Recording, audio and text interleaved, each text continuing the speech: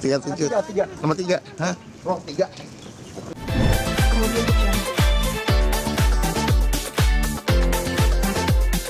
Banget sih.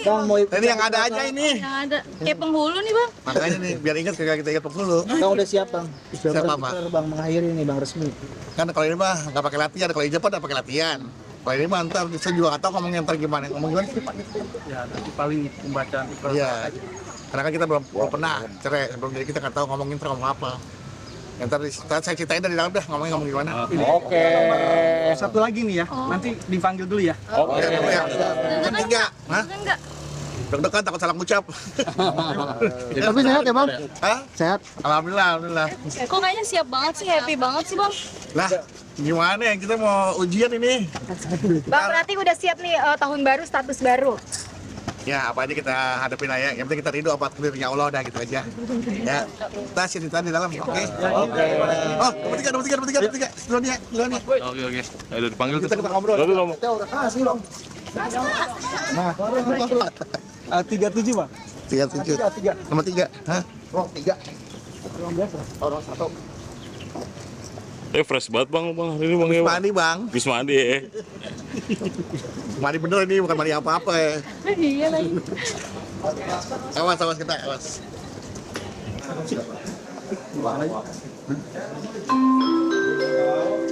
Nomor antrian 28. Silakan menuju loket 2.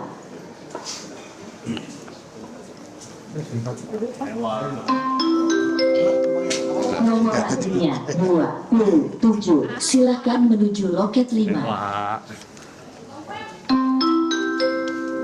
Nomor antrian 27. Silakan menuju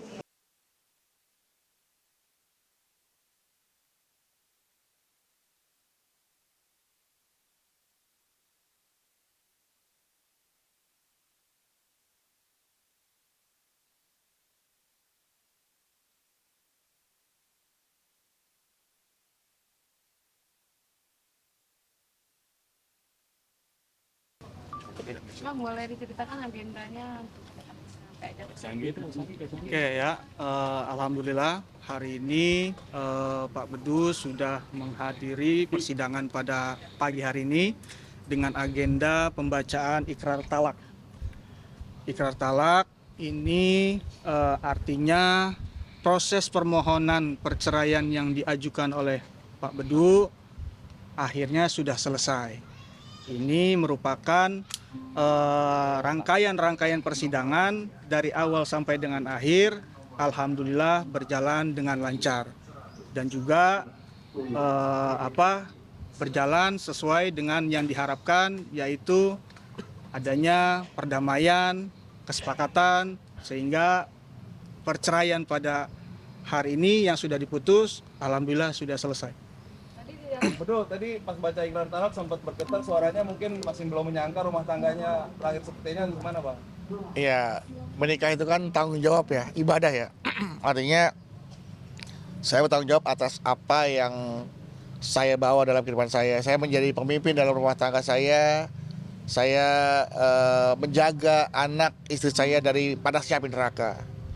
Nah, ketika saya bercerai, berpisah, seperti ada sesuatu yang bukan bebannya hilang ya, bukan, tapi artinya apakah setelah perpisahan ini mantan saya, istri saya tetap berada di track yang lurus gitu kan. Artinya saya berharap, berdoa semoga ya dia tetap ada di jalannya, karena saya melihat beberapa perpisahan teman-teman selebriti gitu kan, yang wanita setelah berpisah dengan suaminya yang tadinya ada di track yang bisa dikatakan lurus ya gitu kan, kemudian keluar dari tracknya. Nah itu yang saya khawatirkan, karena kan dia adalah ibunya dari anak-anak saya gitu kan. Nah saya khawatir anak-anak saya melihat itu, tapi mudah-mudahan itu dalam hati saya tetap berdoa bahwa semoga ibunya anak-anak saya yang mantan istri saya tetap berada di jalan yang lurus, bisa menjadi tauladan yang baik juga buat anak-anak saya nanti gitu. Teteh, aduh ada apa ini Teteh? Ada apa Teh? Kenapa nggak ada apa-apa? Ini yang ngurus administrasi anak. Kenapa emang Teh? Nggak apa-apa. Apa ya? Yang ngurus administrasi aja sih. ada beberapa yang kurang-kurang. Akte anak atau apa? Administrasi apa nggak yang terkendala, Kak?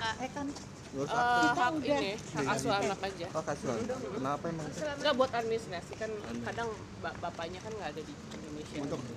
Udah mulai ya, Pak. Per kapan kak?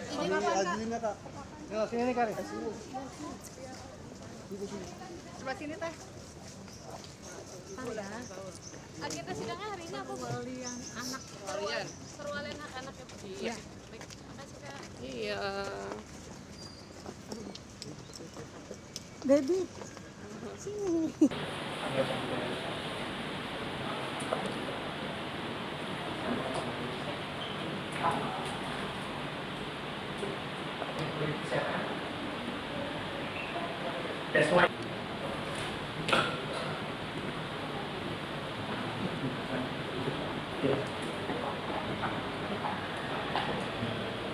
Untuk dapat ini kita ambil dan ini akan segera dimulai. Para hadirin dimohon berdiri.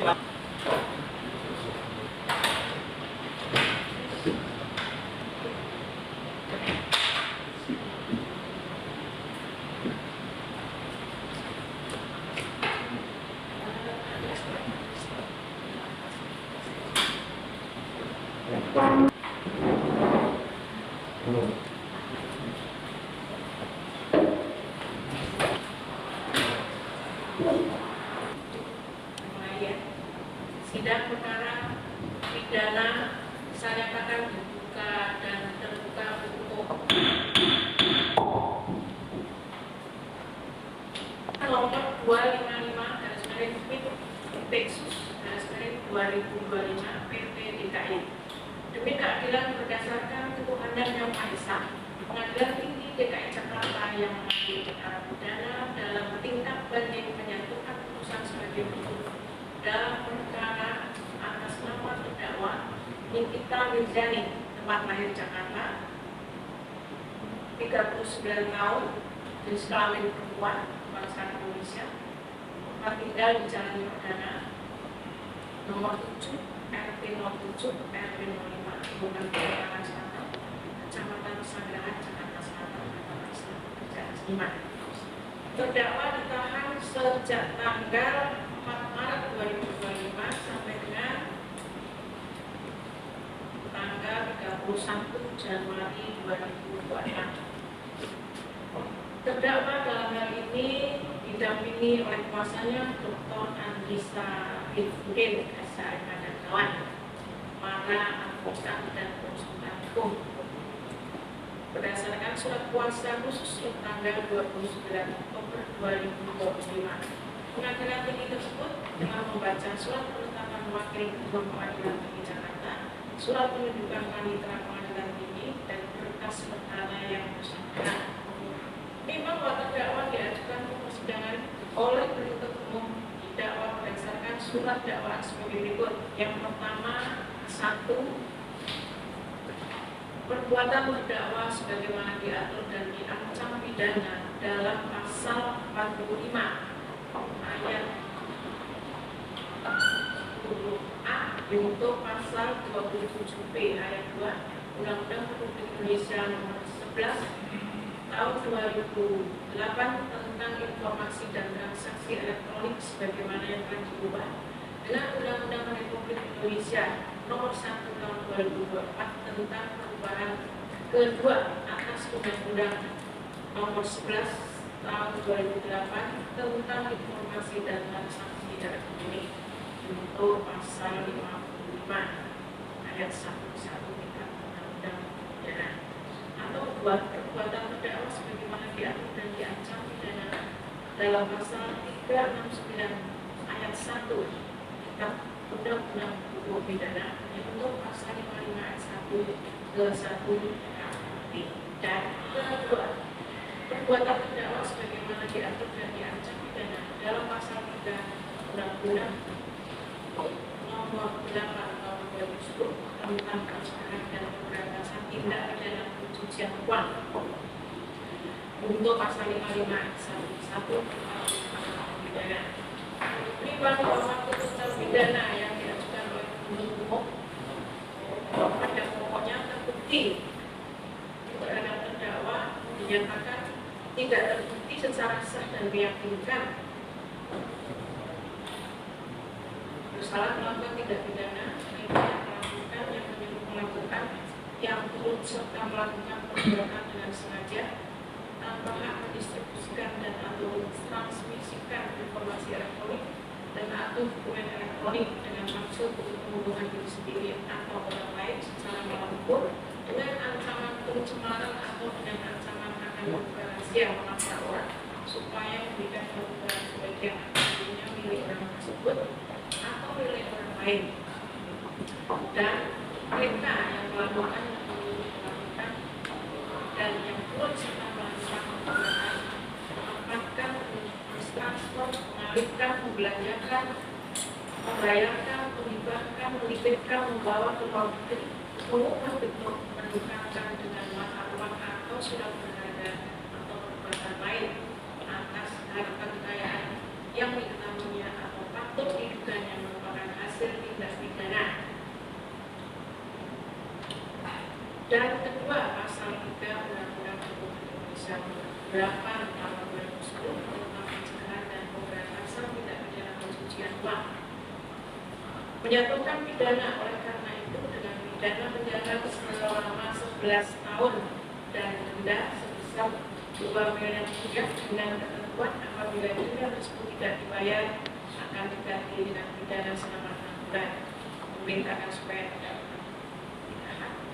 menyatakan barang bukti nomor 1 sampai dengan nomor 39 sebagaimana dalam kitab jaksa penuntut umum.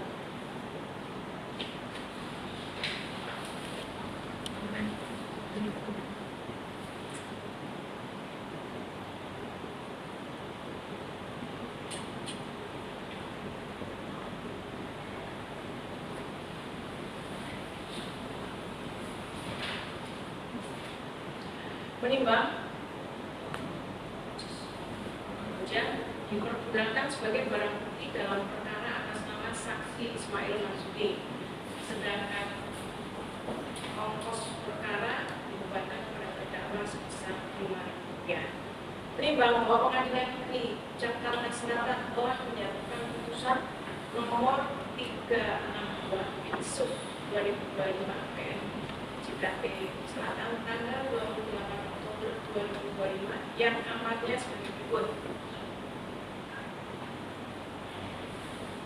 Menyatakan terdakwa Nikita Mirzani tersebut di atas tidak terbukti secara sah dan meyakinkan bersalah melakukan tindak pidana turut serta melakukan perbuatan menggunakan transport, mengalihkan, membelanjakan, membayarkan, menghibahkan, menitipkan, membawa ke luar negeri, mengubah bentuk, menukarkan dengan mata uang atau surat berharga atau perbuatan lain atas harta kekayaan yang diketahui dan patut diduganya merupakan hasil tindak pidana sebagaimana dimaksud dalam pasal 2 ayat 1 dan 3 menyembunyikan dan menyamarkan pasal usul harta kekayaan, membebaskan terdakwa oleh karena itu dari dakwaan hukuman umum, menyatakan terdakwa Nikita Mirzani telah di atas telah secara sah turut serta melakukan perbuatan dengan sengaja dan tanpa hak mendistribusikan dan atau transmisikan informasi elektronik dan atau dokumen elektronik dengan maksud untuk menguntungkan diri sendiri atau orang lain secara melampau dengan ancaman pencemaran atau dengan ancaman akan membuka rahasia, memaksa orang supaya memberikan suatu barang yang sebagian atau seluruhnya milik orang tersebut atau milik orang lain sebagaimana dalam dakwaan pertama alternatif ke-1 penuntut umum.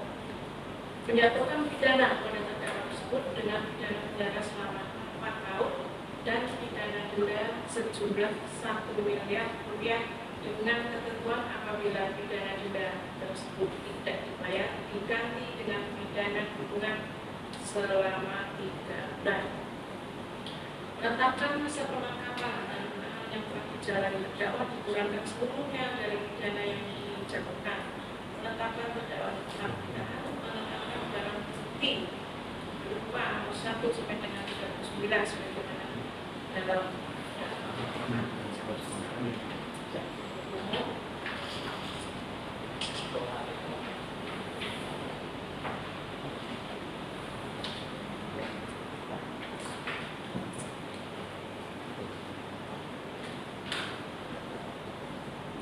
kembalikan kepada penuntut umum untuk dipergunakan sebagai barang bukti dalam perkara terdakwa Ismail Marzuki, membebankan kepada terdakwa membayar biaya perkara sejumlah Rp5. Membaca akta permintaan banding.